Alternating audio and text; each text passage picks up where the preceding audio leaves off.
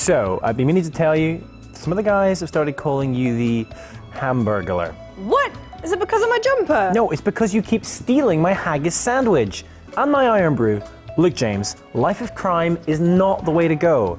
Believe me. Well, maybe if you did something cool like games developers and booby trap your food, no one would want to pirate it.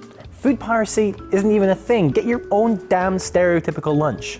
Well, I'm glad you asked, friend, because in fact games developers do lots of cool things to help combat software piracy. What? It's a segue. Roll with it.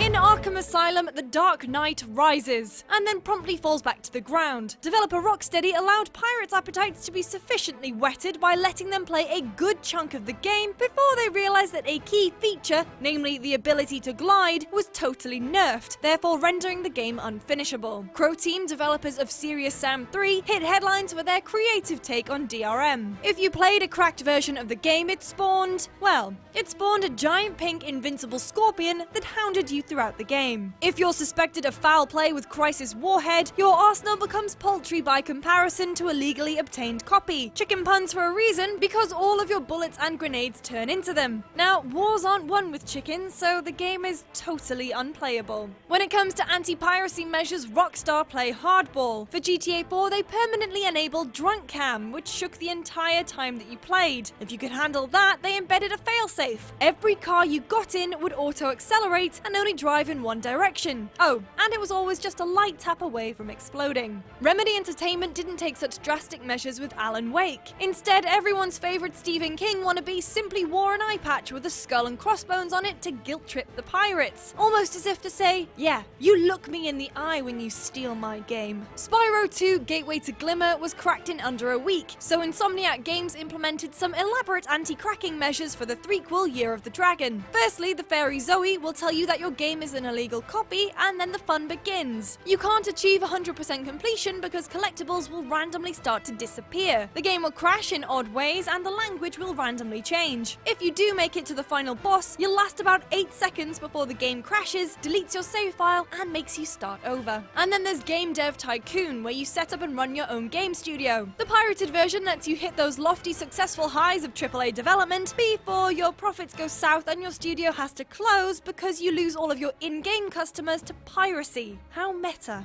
Piracy just ain't about swabbing decks and walking planks and swigging grog anymore, huh? I bet old-time pirates wouldn't steal my lunch. You know, they probably would. You make a really good sheep's lung sandwich.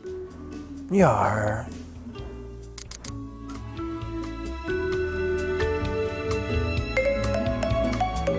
It's delicious. You're Scottish, you're like programmed to say that. Yeah. Now here he comes. Dad's coming. Sorry, Dad. And walking plants it. You wouldn't steal a car.